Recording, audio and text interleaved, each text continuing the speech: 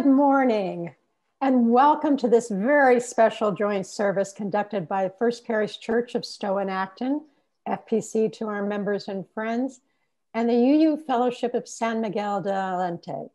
My name is Sharon Brownfield, and I serve as the Vice President for FPC. Our minister at First Parish is the Reverend Cindy Landrum, who will be sharing the pulpit today with our former minister, Tom Rossiello from San Miguel. If you are new, welcome.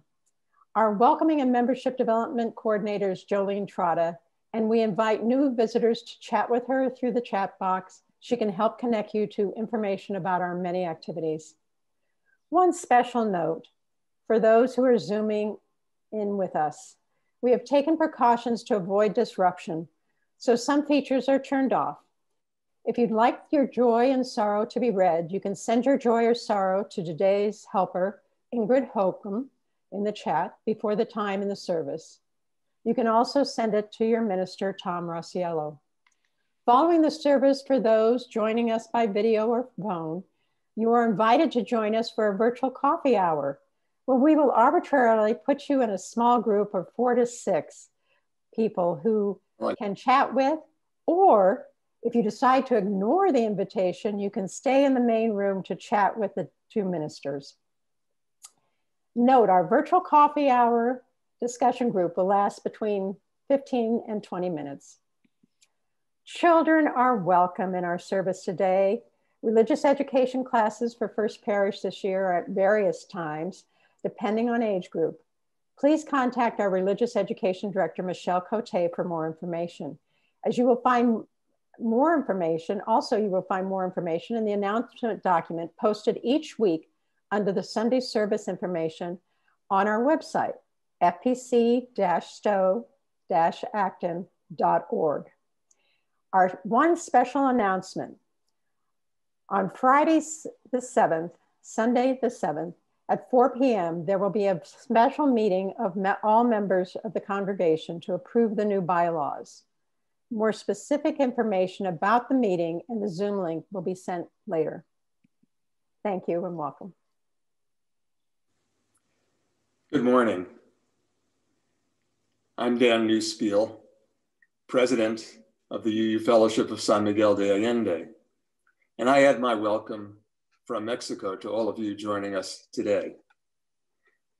At the onset of the pandemic, our board established a COVID-19 task force made up of health professionals and care team members with pertinent expertise. Each week, we offer a science-based message to our participants. As a pediatrician and epidemiologist, I will give today's message. Many of our members, friends, and neighbors have now been infected, and we're aware of new, more contagious strains that may already be spreading in our communities. At the same time, the promise of effective vaccines gives us hope. Now is the time to be even more attentive than ever to our safe precautions. We must assume that everyone not in our immediate household is contagious, even our friends, even those we believe are safe as we are. How can we increase our safety measures? Are you still shopping in stores when home delivery or sidewalk pickup is available?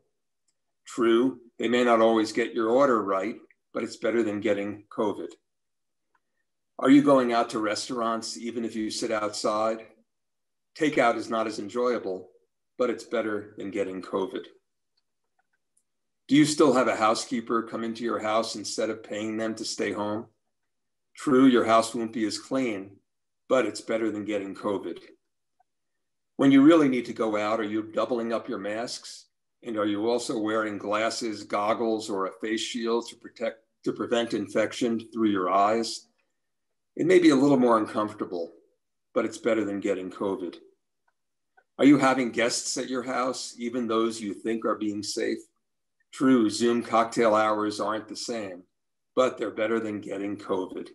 Friends, there's a light shining in the distance, and if we all raise our safety measures, we'll have a great chance of getting to a new and healthier future together. Thank you. Thank you for that message, Dan. Once again, welcome. I'm the Reverend Dr. Cynthia Landrum, minister here at the First Parish Church of Stow and Acton, which is where I am this morning in our historic sanctuary, where I'm alone with my family. It's a delight to be able to worship together today. Let us come now together in the spirit of worship. We gather together today in worship to build bridges, bridges of hope to bridge us from fear to possibility, bridges of justice to bridge us from the present into the beckoning future, bridges of love to bridge what divides us. As we light our chalice here today, and you light your chalice there, may our twin flames become a bridge between our two congregations, uniting us in our common hope, our dream for justice, and our love of humanity. Thank you, Cindy. I can feel the warmth of your chalice all the way here in Mexico. For those who don't know me, I'm the Reverend Tom Rossiello, minister of the UU Fellowship here in San Miguel and minister emeritus of the First Parish of Stow and Acton. And indeed, it is good to be with you on both sides of the border this morning. Here we are in different countries, different cultures, yet we begin our service each week with the same ritual. The practice itself is a connecting bridge between us, and the ritual is a reminder of who we are and the light that we as Unitarian Universalists, wherever we are called to shine forth in the world. The chalice I will now light is a special one. It is Talavera pottery, a type of colorful pottery made in this area of Mexico. And it is also a gift from the Unitarian Universalist Fellowship of San Miguel Allende to the First Parish of Stow and Acton. And I will deliver it to you when I return in the late spring or summer. There are a lot of bridges to build, lots of walls to knock down. We need the light of our values and tradition as our guide as we do the work ahead. May it shine brightly here among us in this gathered community this morning and in our hearts as we approach the difficult work ahead.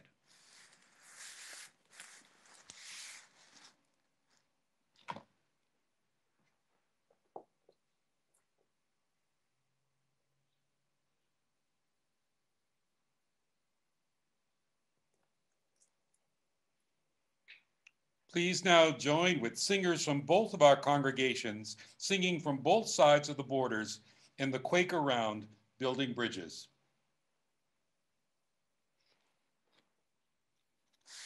Building bridges between our divisions, I reach out to you, will you reach out to me? With all of our voices and all of our visions, friends, we could make such sweet harmony. Building bridges between our divisions, building bridges between our divisions, building bridges between our divisions, reach out to me, with all of your voices and harmonies, with all of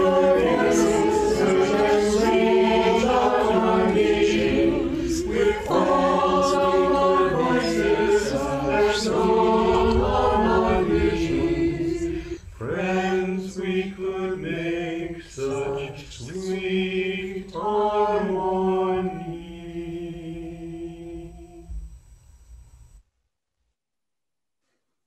Please join us in reading our spoken covenant, first in English, then in Spanish. It should appear on your screen.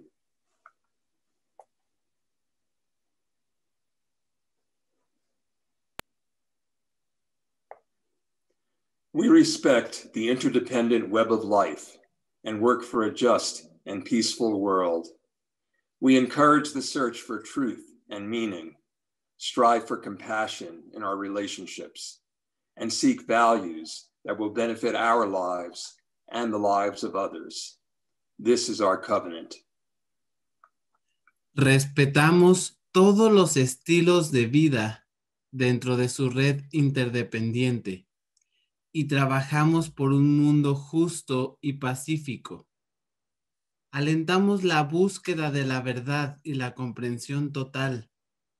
Nos esforzamos por mantener compasión en nuestras relaciones y buscamos valores que beneficien nuestras vidas y las vidas de los demás. Este es nuestro convenio.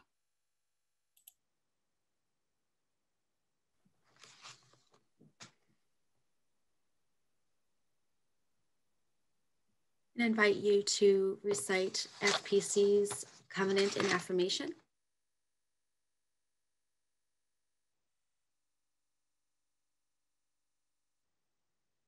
Love is the spirit of this church, and service its law. This is our great covenant, to dwell together in peace, to seek the truth in love, and to help one another.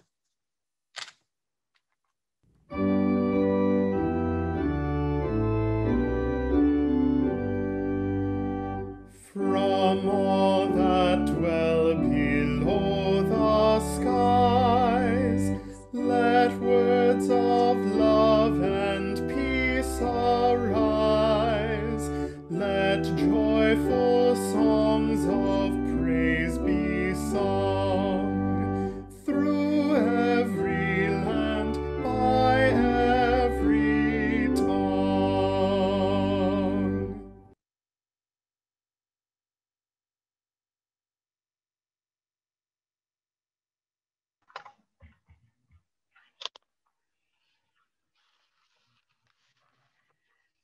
We need Tom to be unmuted so he can join us for a message for all ages, like old times.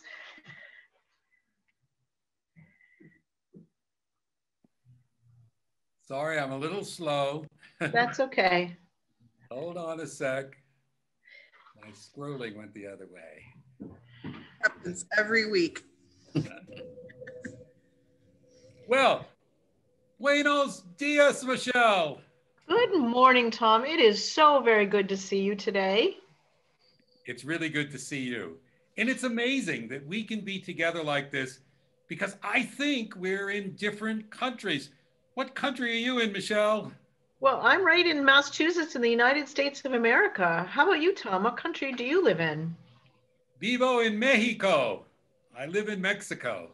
Wow, it is great that our two countries are connected this morning, that the people in one country can see and talk to the people in the other country at the same time. That is true, Michelle. We're seeing each other on Zoom, and that's one kind of connection.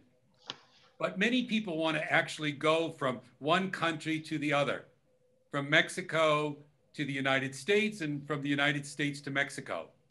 Many need to go to work or to take care of their family. And sometimes it's hard. Do you know why, Michelle? Well, Tom, I think I do. The two countries of Mexico and the US actually touch each other, so it shouldn't be so hard. The problem starts with the fact that there's what we call a border where the two countries meet. The border is the place where one country starts and another country ends. The border between the US and Mexico is very long. Have you ever seen the border, Tom? What's it like? Yes, Michelle, I've been there. For a long stretch on the border, there's a big river between the two countries. I wonder if anyone here with us this morning knows the name of that river. If you do, wave now. Wow, I see quite a few people waving. As they know, the river is the Rio Grande, or Rio Grande. And you know that its name actually means big river? The big river divides the two countries along much of the border. But that's not all. In many places, people have built fences and big high walls between the two countries. Doesn't that make it hard for people to go from one country to the other? What about the people who have friends and family in both countries and want to be with them? I know some Mexicans want to come to the US, even want to live here so they can have a good job and take care of their families. They are hard workers and we need them to do some important jobs here in the US. Don't some even live on one side and work on the other and need to go back and forth every day? Yes, Michelle, that's all true. But some other people, especially people in the United States, don't want them to do that. They don't think people should be able to easily go from one side to the other, even for work or to see families, and especially not to move. Those walls are stopping people from doing what they want to do, sometimes what they need to do. That just doesn't seem right. What about our UU principles, like treating everyone fairly and everyone's important, and that last principle that teaches us everyone is connected and everyone else is connected to everyone else? I wonder what others think. Wave your hand if you agree that this is not fair. Boy, it looks like a lot of people think the way our border works is wrong. What can we do about this, Tom? Well, Michelle, we can stop building walls, and we can even knock down some walls. You know, there are invisible walls that are stopping people from crossing the border too. These are walls that are in people's hearts, walls of hate and fear of people who are different. But we can go even further than that. We can build bridges across the big river, but also other kinds of bridges, invisible bridges that reach across the border and over walls. Bridges of love and caring and fairness. Those are bridges we build in our hearts. I think we should stop building walls and start building more bridges. I wonder if the kids who are here this morning agree with me. By the way, by kids, I mean everyone from 1 to 101-year-old kids. So kids and adults, if you agree, we should stop building walls and start building bridges. Wave your hands.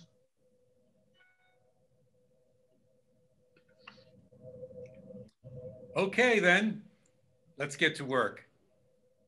Michelle, it was great to talk with you this morning. Hasta luego. I feel the same way, Tom, and I look forward to seeing you on the other side of the border sometime soon. Bye. Bye. Thank you, Michelle, and thank you, Tom.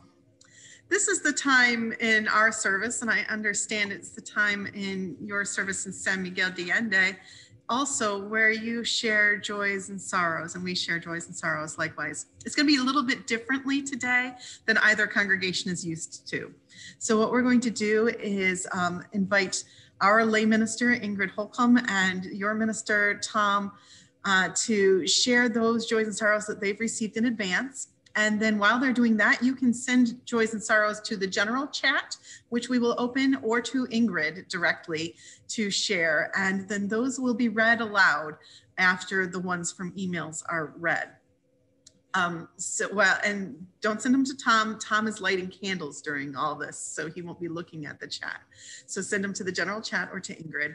And this is a way we found in this time of pandemic that has really, while it's something we've always done before, it's a time that has brought our community closer, and it become a very important ritual during this time as we share the hard news when we can't see each other in person, and the good news when we can't see each other in person that's in our lives that we might better know one another in community. So please enjoy the time of joys and sorrows and share them through the chat. Thank you, Cindy. The first one I'll read today came an email from Katie Weeks.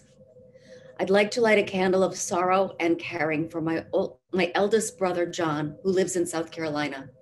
His wife, Karen, passed away suddenly and unexpectedly Wednesday morning. It was not COVID. Their son, Blake, and his wife, Heather, are with John, so at least he is not alone. My brother, Webb, in Florida, continues to do poorly, and your thoughts and prayers for him would be much appreciated. He thanks you for the ones you sent him last week. From Eileen Rudman, my beloved cousin, Stephen Pelovitz, died on Wednesday in Maryland from COVID. Please hold his loved ones in your thoughts and prayers, and please continue to take every precaution during these challenging times. From Jane Shack, who has moved to Arkansas, but continues to worship with us. I have a concern, and I ask for positive thoughts to be sent my way. I will have to make a decision very soon about whether or not I can remain in my position as a full-time faculty at the university where I teach. The anxiety of teaching and working on my own advanced degree, which is a PhD, during the pandemic has been overwhelming. I must weigh that against having very little salary income for the foreseeable near future and living off my investments. I realize and grateful that I have investments that I can possibly live off for a little while, unlike so many in our country at this time. But nonetheless, it is a difficult decision, and positive thoughts and prayers from my supportive friends at FBC would be most appreciated. From Martha Morrison, please send healing thoughts to my New Jersey friends whose son is trying to shrink and heal from a brain tumor. And one more from the email. Brendan Chetwin says, a candle to my nephew and his girlfriend who tested positive for COVID this week. Thank you, Ingrid. I have some that were emailed to me over the week. The first candle we light is for Shoshana Levinson, with prayers and get well wishes as she begins her regimen of chemotherapy treatment for cancer. This candle is for two of our newest couples, Brian Fishbone and his husband, John, who are improving daily from COVID, and Hugh Tomlinson and his partner, Jesus, who just say they just really started to feel good after several weeks of dealing with COVID. During this time, we are mindful of all the essential workers, from grocery store clerks to medical personnel, who risked their lives to serve us during the pandemic. Here in San Miguel, many in our medical community have been impacted, and this candle is especially for them. The first is Dr. Maxwell, doctor to many of those in the expat community. The good news is he's out of the hospital and home, continuing to recover from COVID. And Dr. Diego Rodriguez is still in ICU in a Leon hospital, struggling for his life, and our thoughts and prayers go to him. This is a candle from several of you, asking us to remember all those whose lives are lost to COVID, and to extend sympathy and support to all their family and friends. Ingrid, do you have some from chat to read? Yes, I do, Tom. Thank you. And I'd like to apologize to Brendan Chetwin because I missed the earlier message he had sent, which is this one. I'd like to light a candle for Barbara Chetwin, Brendan's mom. She had a fall earlier in the week when, coupled with pain, medication aggravated a minor heart condition. Our family hopes she returns home from the hospital today. Another one just came in from the chat from Justin Marble. Please light a candle for my mom, Ann Wickham, who has been in the hospital for about a week with heart problems and other issues. And I don't see anything else in the chat, but we can pause for a moment in case they're on their way.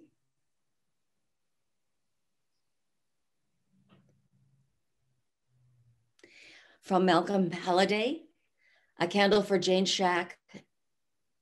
Oh, sorry, I'm gonna get closer to my screen here.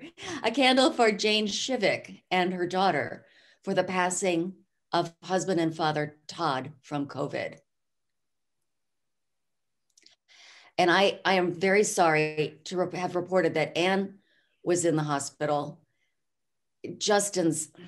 I'm so sorry. Justin is Anne's husband. It's Anne's mom, Chicky Knox, who is in the hospital. I apologize. Jody Hanolt says for Mary Redford as she heals from her leg injury in Pittsburgh.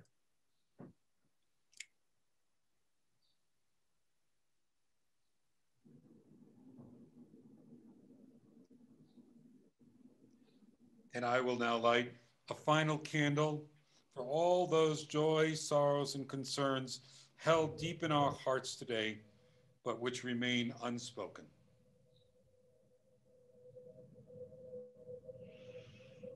Thank you, Ingrid and Tom. Whether you pray or meditate or find solace in silence or in community, let us take a few moments to hold these joys and sorrows in our hearts as we hear these words. Spirit of life, Fuente de Amor. Today we're talking about bridging divides across cultures and peoples and borders. But right now, one of the biggest divides is the social distance that we must put between families and their loved ones, between neighbor and neighbor, between friends and coworkers, as we go through this almost a year now of social distancing and isolation. We know that this is a hard time for so many people in so many different ways. For those that go to work daily with the fear of contagion, for those that work from home in isolation, for those that work from home with family distractions, for those who are out of work with the fear and the economic pressures that brings. We know it's hard for children isolated from friends, learning in different environments, hard for seniors isolated from their community and family members and loved ones. It's hard for people whose lives depend on things that we no longer do, our actors and artists and musicians and performers of all types and other jobs that are adversely affected by this economy. Hard for all of those who live in isolation. For those who have been sick or who are sick now, unable to be with their friends and family. For those whose loved ones who have passed and they were unable to be with them in the way that they wished to, unable to offer the physical touch or the last hugs, or to simply just be. These are the divides that we wish we could bridge, but that we hold open still longer in this time of social distance, that we might do as society needs us to.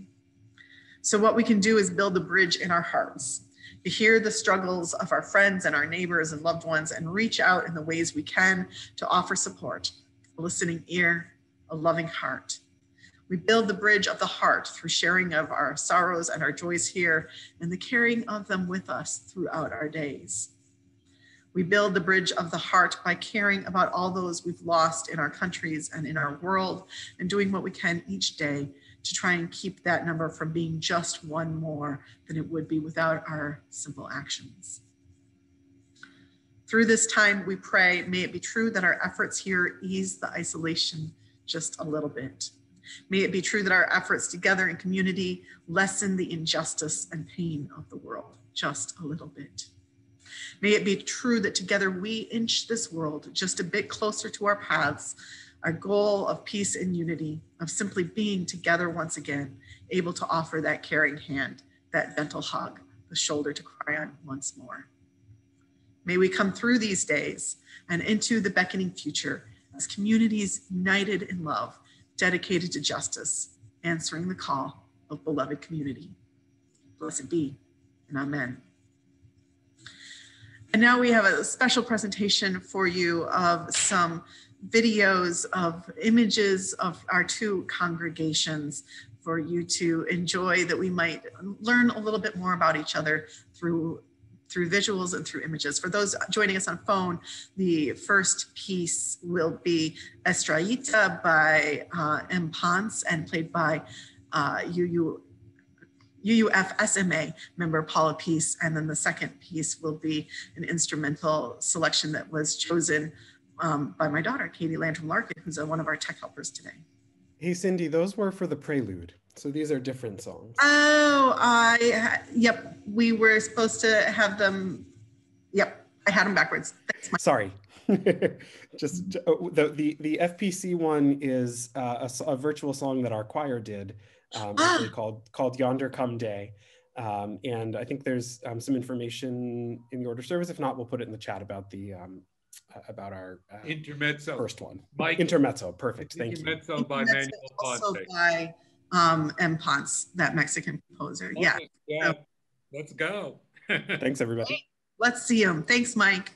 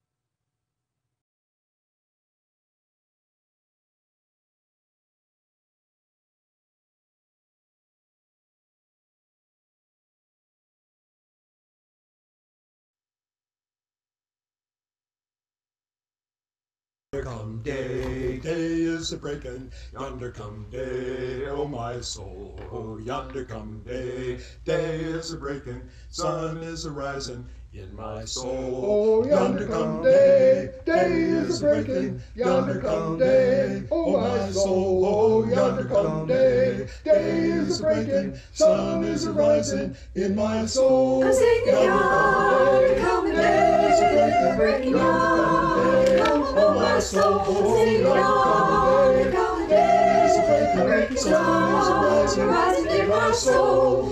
Day is breaking all around, I'm singing sun is rising in my soul. I'm singing day is breaking all around, I'm singing sun is rising in my soul. Day is breaking all around, I'm singing sun is rising in my soul. Day is breaking all around, I'm singing sun is rising in my soul. Oh, yonder come day, day is breaking, yonder come day, oh my soul. Yonder come day, day is breaking, sun is rising in my soul. Day is breaking, sun is rising in my soul.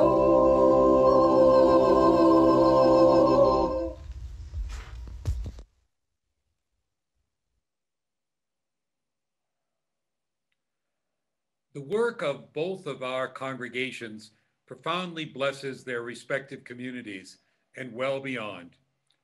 Your generous support is critical to that work.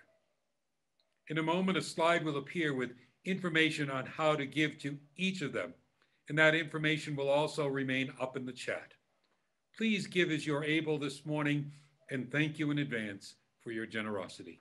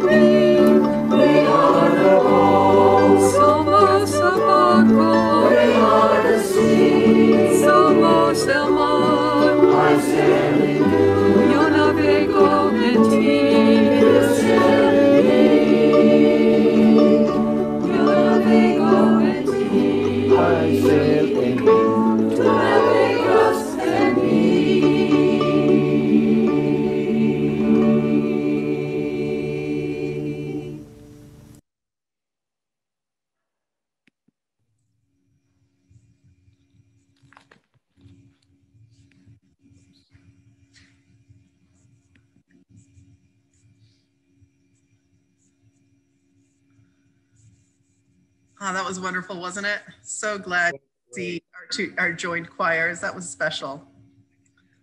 Well, once again, let me say that it really is wonderful to be with all of you this morning. And of course, being minister of one congregation and minister emeritus of the other, I feel a special connection to all of you. I want to say right from the start that I'm very grateful to my colleague Cynthia for her willingness to work together on this service and her leadership in many good ideas. And also very grateful to all the members of the Stow, Acton, and the San Miguel teams who jumped in to work to create this service. Muchas gracias a todos. And good morning and welcome from me as well. I feel a special connection to your congregation there in San Miguel de Allende, because we've had both members from Stow and Acton and also members from my previous congregation in Michigan move there, as well as knowing you, Reverend Tom. There are already good connections between our two congregations, and it's really good to build more. And thank you from me as well to everyone who made this service possible. I'm so glad that Tom suggested it, and I am chagrined that I didn't think of it first. There goes my reputation as the techie one of the two of us. So let me introduce the First Parish Church of Stow and Acton. We draw from several Massachusetts towns here in the western suburbs of Boston, but during this pandemic, people join our worship and events from other states and even occasionally other countries as well. You know, that's very much the same for the UU Fellowship of San Miguel de Allende. Our members are not just from Mexico. Many reside in the US and Canada for all or part of the year. As you know, the theme of our service today is building bridges. And I really can't think of a more important and more relevant topic for these times and this setting. In the last several years, the reality, particularly in the United States, has been more about building walls, putting up barriers, rather than exploring connections and building bridges. I'm not just talking about the physical wall that has been partially erected between our two countries. As bad as that is, it's really just a representation of a much deeper kind of wall building. I'm talking about walls that isolate us from those different from us and breed suspicion and hate. Indeed. I think we also need to acknowledge that the idea of a border wall, for example, was built on a foundation of hate and white supremacy that goes deep into the US history. Rhetoric that paints Mexicans as rapists as justification for a wall is built on a foundation that was dug in the time of slavery, solidified by the time of the KKK and birth of a nation, and built on in the death of Emmett Till. This wall we've been built for the last 4 years, deliberately built on this foundation of fear. And while it was spouted from the highest offices in our land here in the US, it has permeated every sector of our society, as our laws have as well, both with literal wall building, but also wall building in terms of economic and social policies as well. We saw in the waning days of the last administration that this rhetoric united people in fear against those south of the US border, with the fears of Black and brown peoples inside our border, and combined that with the fear of the whole half of the country who disagreed with them. Walls at the border aren't enough to contain this fear, and that fear was stoked until our capital was overtaken with images of hate, with anti-Semitic, anti-Black, anti-Latino imagery, and language that invaded the national seat of democracy and made it clear what the wall was always about: a deep hatred and fear. You know, this week, many of us watched the confirmation hearing for our next US Secretary of Transportation, the first openly gay cabinet member, itself a wall-shattering event. And in that hearing, we heard again that the infrastructure of the US's physical roads and bridges is crumbling. But more important to all of us right now, I think, is the recognition that the infrastructure of our hearts and consciences, the bridges of human relationship, of human respect, have been crumbling, while the walls of hate and suspicion have been getting higher and stronger. We as a faith tradition have work to do, not just within the greater society, but within our own houses too. We have some deep ravines to cross, some walls that are pretty strong to knock down. But I think we know this about ourselves. Even though we've never done enough, even though we've failed at times, we're called as a people of inclusion and right relationship to build bridges and knock down walls. Let's see if we can at least punch some holes in those walls and maybe begin the construction of some new, stronger bridges this morning. What do you think, Cindy? Oh, yes, I agree. And I'm relieved that our new administration has stepped into leadership in a country that has been quickly and consistently tearing down walls, from stopping the border construction and stopping the pipeline construction, which is a whole nother kind of wall, to systematically including a lens of anti-racism through all policies. But it will take much longer to see the effects of all this on a country that is deeply divided by fear and hatred of the other. I see a bridge rather than a wall in so much of what's being done already. Bridges to Native Americans and LGBT peoples, and especially trans Americans and Americans who are people of color. And hopefully we're also starting to build bridges back to the rest of the world with actions like stopping the wall construction and rejoining the Paris Climate Accord, and generally changing from an attitude of America first to one that sees America in allyship with the world. Here in the US, we know some of the effects of the last 4 years on your communities there in Mexico, but what I don't know as a white person living up here in Massachusetts is the lived experience and impact of this. And I worry, is it even possible, Tom, for us to start talking about bridge building yet? Well, Cindy, I cannot speak as a native Mexican, but I can share with you what I've experienced and what I have learned from them. For the last 4 years, to be honest, I felt like I've been a gringo apologist for the United States and Mexico. Let me start with what every expat on the screen with us this morning knows, that we are blessed to be able to live in Mexico, and we have been welcomed with open arms by the Mexican community. How many Mexicans can say that of the US? A few years ago, our mayor in San Miguel put it this way: the more hateful and insulting Trump becomes, the more welcoming to Americans we will be. But that's not to say what has been going on and is still going on with respect to US attitudes, policies, and actions towards Mexico has not been deeply hurtful and even bewildering to Mexicans. Of course, the insults from Trump, the inhumanity of the border policies, especially towards children, have angered Mexicans. You know, this is honest. I've never seen families anywhere that treat their children with more love and care than here in Mexico. I saw Mexicans cry over the separation of children from their families. And I and several others who are with us this morning marched with Mexico and Mexicans in front of our US consulate here in San Miguel, protesting that policy. We had to let our Mexican neighbors see that not all US citizens were like what they were hearing from Trump. But one of my Mexican friends, good friends, put it this way: we can understand that there are evil men like Trump who say those kinds of things.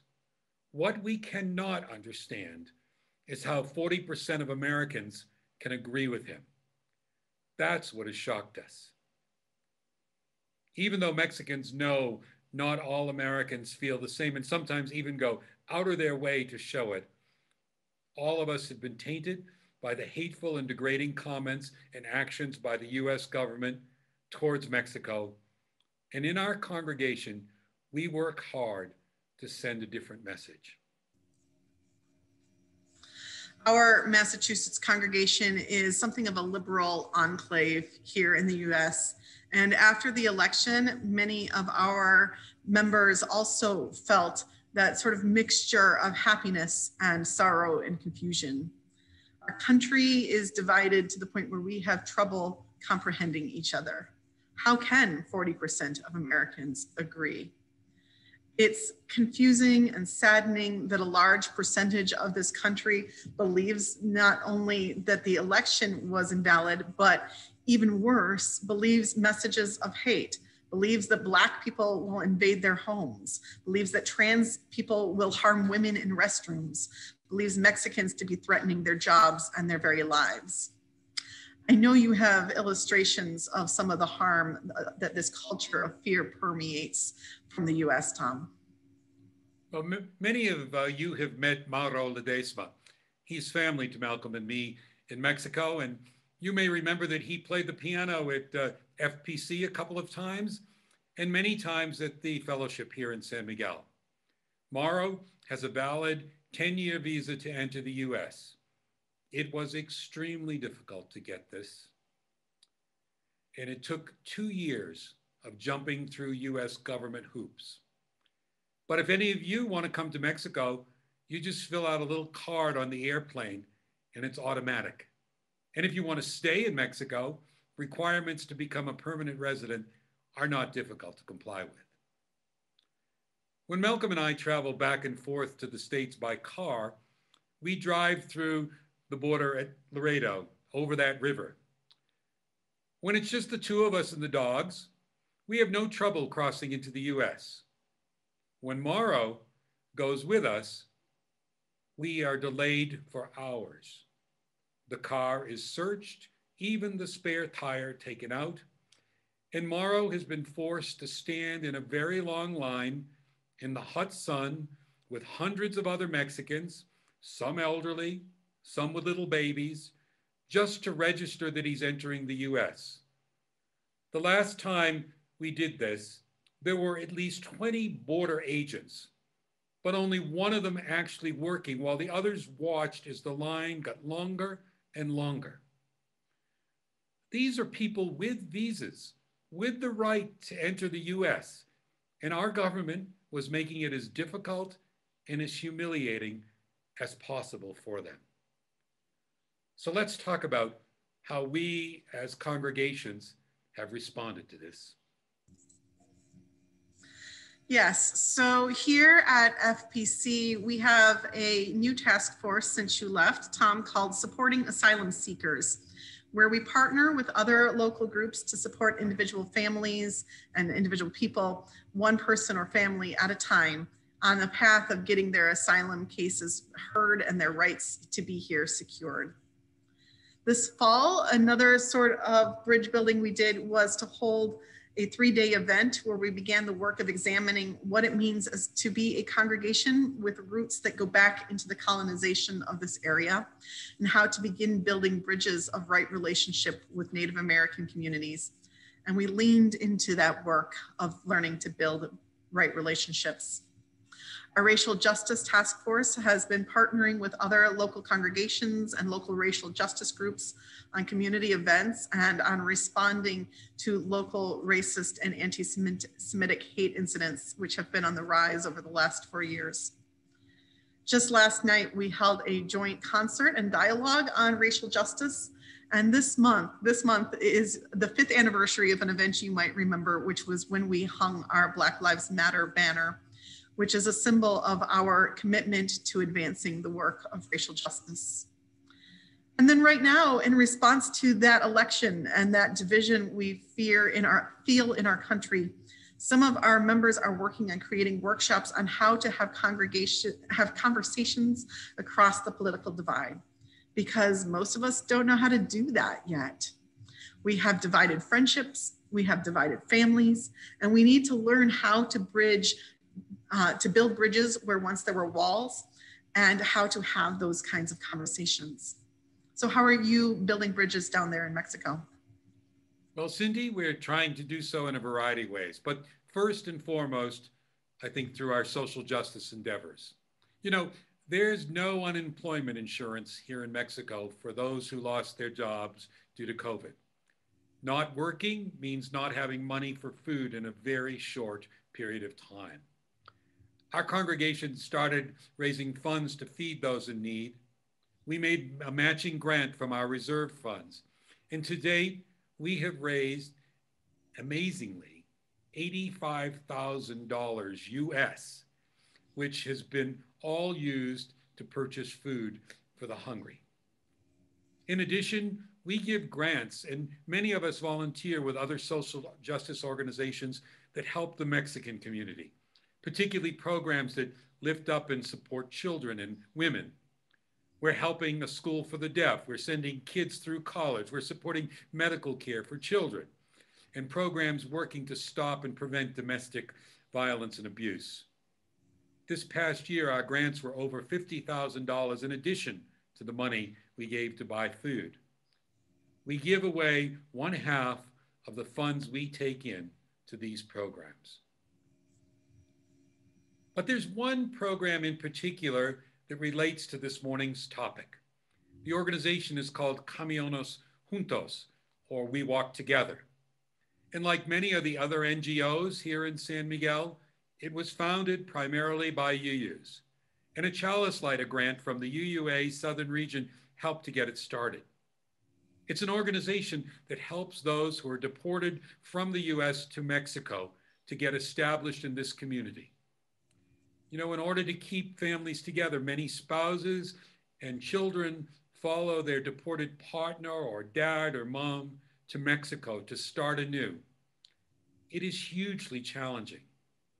Many of them do not speak English, and even the deported ones have not been in Mexico since they were little children.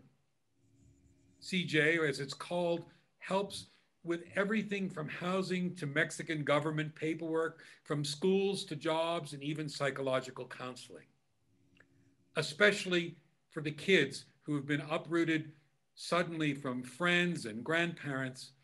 It's tough. But there has been a blessing for us in it. Many of them have added real life to our congregation, and several of these kids are now in our RE program. We are also building bridges by working towards being a multicultural UU congregation. More Mexicans are joining us, and we regularly feature Mexican guest speakers and musicians in our service, as well as their works. Really, in all aspects of the way we conduct ourselves, we are trying to build bridges and knock down walls. That work is so impressive, and I cannot even imagine what it's like to be deported to a country where you have never lived in your remembering years and don't speak the language. I've been so impressed with how the UUs in San Miguel have worked in your community for justice and built bridges within your community, as you've told me over the last couple of years, Tom. But I'm also not surprised, because I know a few of you, and I know all of you as people who share our faith of Unitarian Universalism. But of course, we both know that our congregation's actions are just drops in the bucket, and it's easy to become overwhelmed with the work to be done. While here in the US, we're grateful that there's a new administration that is centering the work of racial justice and halting the border wall construction, there is so much work we have to do to repair our relationship with Mexico, and indeed our relationships with the world. I think the foundation of that work is embedded in Unitarian Universalist values, in our values, and in our very theology. UUs throughout history have built bridges with populations that are marginalized and oppressed. We inherit a strong legacy of Unitarian Universalism that stood against slavery, that stood for suffrage, that stood for civil rights, that fought for same-sex marriage and ordaining the first gay, lesbian, and bisexual people, and then transgender people as their ministers. That social justice heritage is woven into our theology and into our principles. In our new UU classes, which we now call UU Journey, I talk about the 7 principles as forming an arch, with the 1st and 7th being the foundation there of that arch. But you could also think of those 7 principles as a bridge. The bridge goes from individualism, respect for the inherent worth and dignity of every person, and justice, equity, and compassion, to the communal, respect for the interdependent web of all life and the goal of world community with peace and liberty and justice for all. The principles as a bridge, the principles are not creedal. They're not a statement of belief, but they're a theological statement because they're covenantal. They're a pledge of our best intentions and hopes for a better world. And so our principles form a bridge that holds us together as a community, and they form a pathway to lead us to a better world, a world more fair, a world that binds us together despite the border between us in that goal. So Tom, why don't you share where you find hope and where you see the future calling us? Well, Cindy, our guest speaker last Sunday, a wonderful young Mexican who works with some of the poorest and most marginalized in this community, Ezekiel Mojica Galvan, titled his remarks, "There is Hope for the Future in Mexico." And in it he said, "I have seen, despite the problems, the flame of hope is still alive here in Mexico. Despite the dark of the night, our world is painted in colors." He described the last 4 years as a nightmare, a time of fear and abuse, especially of Mexicans in the United States. But in his words, with a new president in the White House, hope is growing in Mexico. It's a reminder of how profoundly connected we are. There's incredible resilience in Mexico and a kind of hope so generous in spirit to those of us from and in the US. I wonder, after all they've experienced at the hands of the US, not just in the past 4 years, but throughout their history, how they can have that. But the fact that they do gives me hope. And I hope that we can be worthy of their kindness and optimism. You know, that story of optimism in times of struggle is really part of our UU history, isn't it, Cynthia?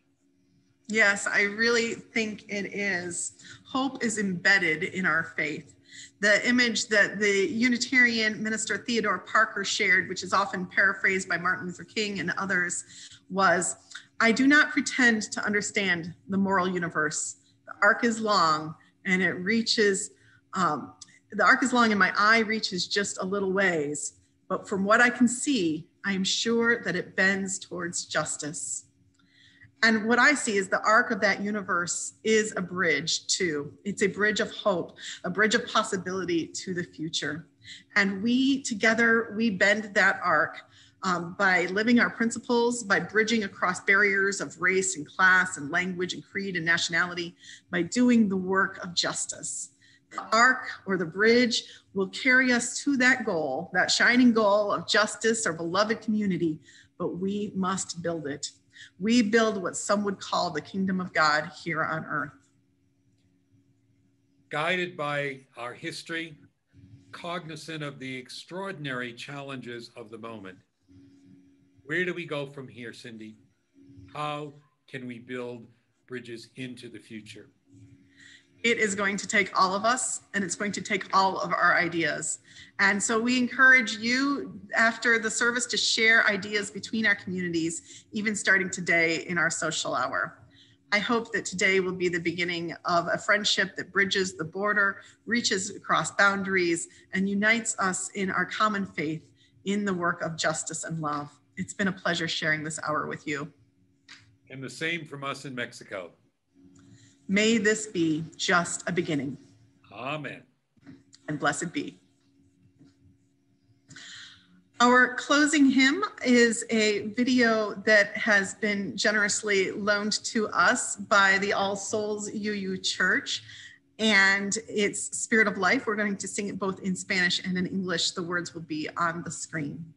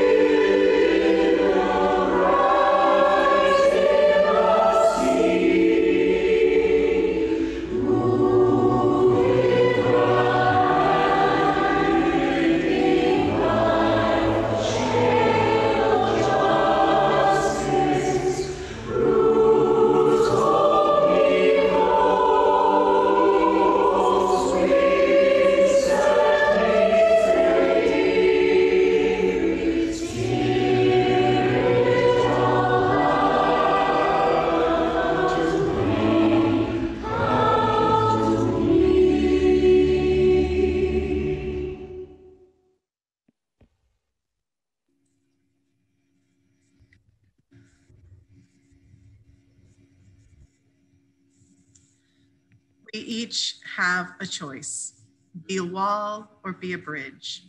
May we choose the path of oneness of spirit, of bending the arc, of living our principles, of being the future we dream of. As Rebecca Parker puts it, choose to bless the world. And in our language of today, may you be a bridge. And may you know too that you are not alone, but together in this faith that stretches across borders and lives in each heart here today. Amen. Let's be. Thank you for being with us this morning. We now mark the end of the service by extinguishing the flame, but not the light of our commitment to the values and the principles of our faith. That light we take with us as a guide to help us meet the challenges that lie ahead. After I extinguish the chalice, I invite you to join in singing a benediction to each other. And I hope that after the postlude, you'll stay on to share some social time and some bridge building time.